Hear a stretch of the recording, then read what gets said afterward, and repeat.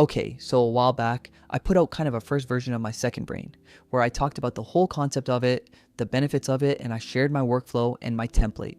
But since then, honestly, Notion has changed a lot, and AI has just become this huge part of how we work now. So today, I'm giving you a fully updated version of my complete reworked template, how it works, and how you can start using it right now, whether you had the previous version or want to use it for the first time. In the description, you'll find the full write-up along with the link to the AI workflow if you want to go further. Okay, so the templates is split into three big parts. The first part follows the para method, so that's projects, areas, resources, archive.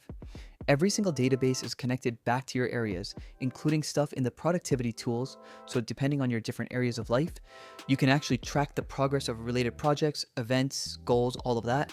It's really cool because you get multiple perspectives on things at once. Then, the third and final part of the planner is your life planning section. There's 4 sections in there that cover the day-to-day parts of your life, so a finance tracker, a meal planner, a fitness planner, and a reading tracker. I've actually made separate videos for each one of these individually. They started out as standalone planners, and I brought them all together here into the second brain so you get the most complete system possible, without it feeling heavy or overwhelming.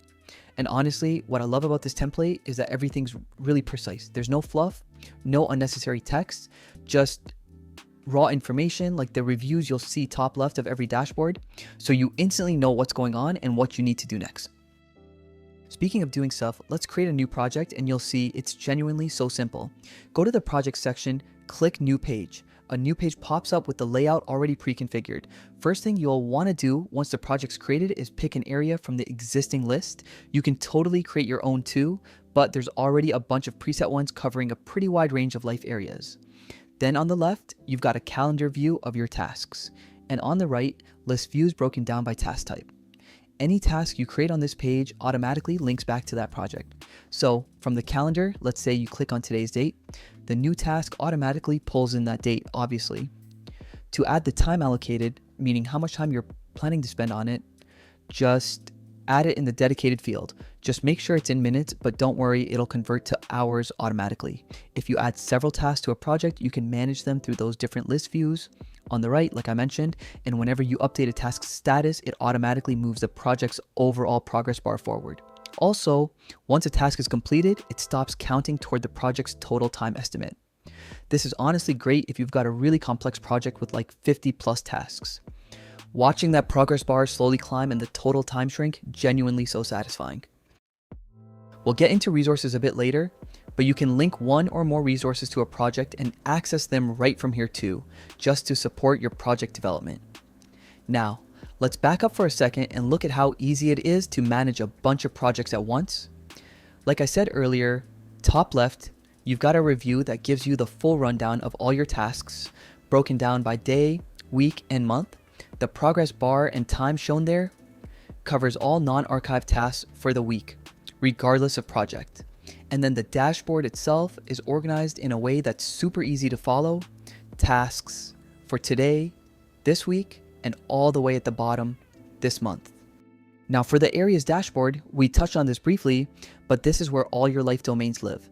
So whenever you create a project, an event, add a goal, or add something to your bullet journal, it's going to ask you to assign an area. And that's not just to be annoying, it's literally the key thing that lets you actually understand how you're progressing in each area of your life. There's 12 here, which sounds like a lot, but obviously you can set these up however works for you. Edit them, delete some, add new ones, whatever. Each area gives you a rundown of your project progress, flags upcoming tasks, and shows upcoming events. And speaking of events, right at the bottom, that's where you'll find your events, also organized by area. We'll get into how the calendar works in a sec. It's really simple once it clicks. Now, let's open up an actual area page. Everything you see here is linked to that specific area. The roll-up is organized by day, week, and month, so it's easier to navigate. Just make sure you click directly on a task or event to open it. And at the very bottom, that's where notes, ideas, and resources are managed. Okay, let's move on to resources. So the page might look kind of complex at first, like there's a lot of text and reviews going on, but Honestly, adding a resource is super simple. There's really just one thing you need to do. Click the automation button to add a new resource page, and like always, select the area to categorize it. The date autofills with today's date, that's your registered date, but you can obviously change it to whatever you want. You can tag the resource using the existing tag list or just add your own if you need to, then add the author, pick the resource type from the existing list, and rate the quality on a scale from 1 to 5, 5 being the best, obviously. And that's it. Once you've filled out the body of the page to flesh out the resource, just check the box to move it from the inbox to the regular view. All your resources will show up right below, and you can filter by top quality or by resources linked to at least one project. If you switch the view to general entries, that's also where you manage your notes and ideas.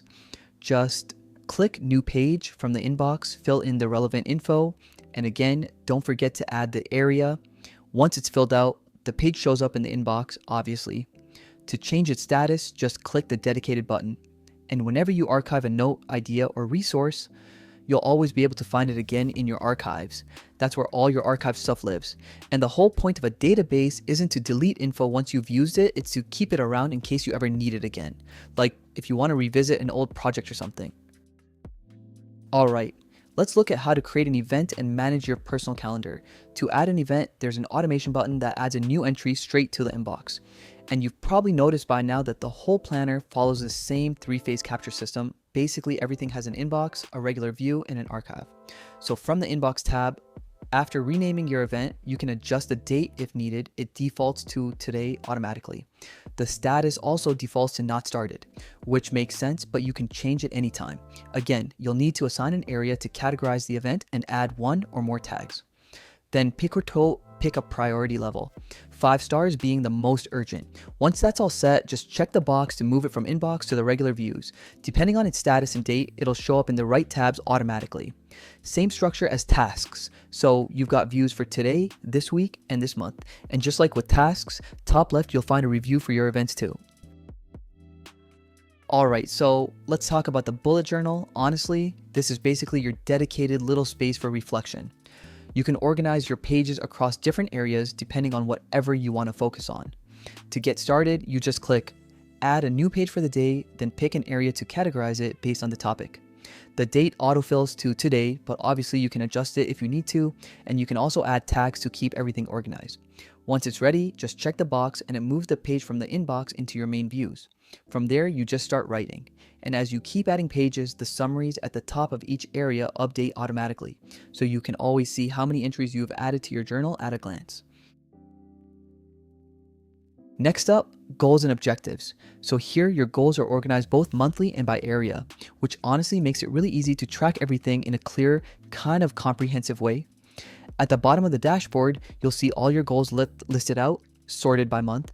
To create a new goal, you just click new page inside the month you want it in and rename it.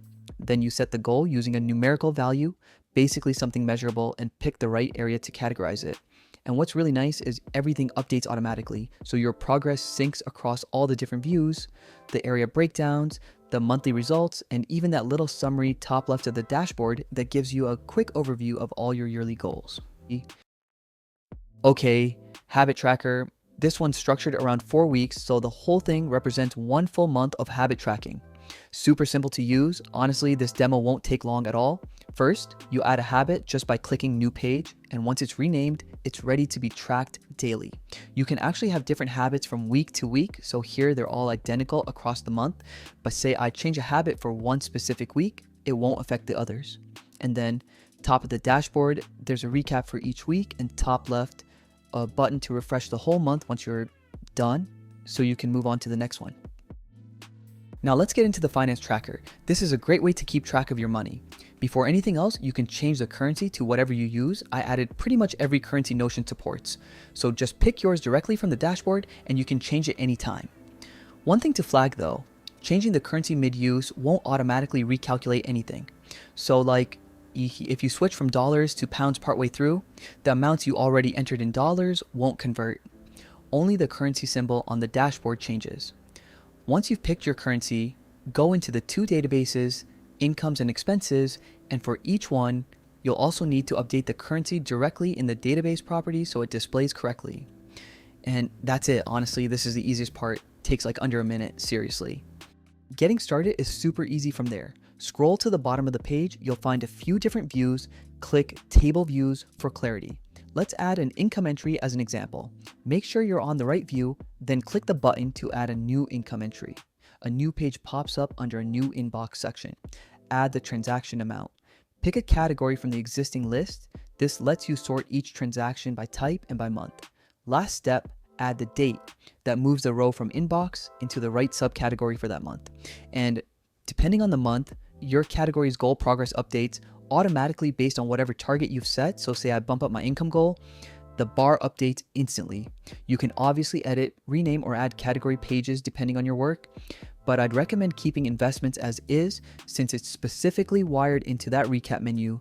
Top left showing your number of investments transaction and total revenue for the month. Expenses work the exact same way. I intentionally kept income and expenses in separate databases so the data doesn't get mixed up. Plus, expense transactions connect to a separate budgets database, which honestly just makes everything cleaner and way less complicated. To add an expense, same deal, just make sure you're on the right view, except this time you'll pick a budget instead of a category. And budgets work the same way, letting you track your monthly spending progress by category with the option to set a limit so you know right away if you're going over or staying within it. All right, meal planner. So the very first thing I do is add a recipe. Everything starts here. Just click New and rename the page once it pops up. The page is split into two parts. Top section has all the properties to organize your recipes inside the database, and below that, the actual recipe template. Once you've filled in stuff like prep time, cooking time, servings, meal type, diet type, and a rating, you can start writing out the recipe. To add an image that'll show up on the dashboard, just click right here. And that's it. All that's left is adding your recipes. From the dashboard, you can instantly see your total number of recipes plus your combined prep and cooking time across your whole collection. Now, whenever I want to prep several recipes in advance, like my meals for the whole week, I use the weekly meal plan. Honestly, total game changer. It lets me gather multiple recipes onto one page and automatically calculates the total prep and cooking time. To do that, just click Edit top right and add one or more recipes. The calculations update automatically, so I immediately know how much time I need to set aside. Then I just pick a day and time. Personally, I do all of my meal prep Sunday afternoons. Oh, and here's a tip I genuinely love. If you add a reminder, Notion sends you a notification on your phone or tablet as long as you're logged in. You can even pick exactly how far in advance you want to be notified. Right below that, there's the weekly planner. I use it to schedule meals throughout the week just by typing the recipe name and using the @ symbol.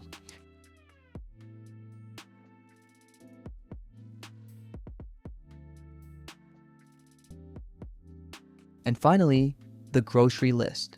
This is actually a smart grocery list because it lets you organize items by different stores while automatically tracking total cost and cost per store. To add a new store, just click New. From there, you create items that automatically show up in the main grocery list, or you can add items straight from the dashboard. Top left corner, you'll always see the total number of items along with the estimated total cost. And here's another feature I love. When you check off an item, it automatically moves to purchased, so you always keep a record of past purchases. Super handy. And of course, all the stats and calculations on the dashboard update automatically. Pretty awesome, right? Okay, fitness planner. Ever since I started using this to organize my workouts, I've honestly stopped missing training sessions. Let me show you exactly how it's set up. And I'll throw in a few automation tricks that make managing your workouts way easier too. Top left of the planner, you get a full overview of your workouts for the week and the month, plus your total training time. And honestly, this is probably my favorite part of the whole template. Because everything's connected, you see your progress instantly, no digging through databases, no manual math. It just updates on its own. And if you're someone who's consistent, watching those numbers climb week after week is genuinely so motivating.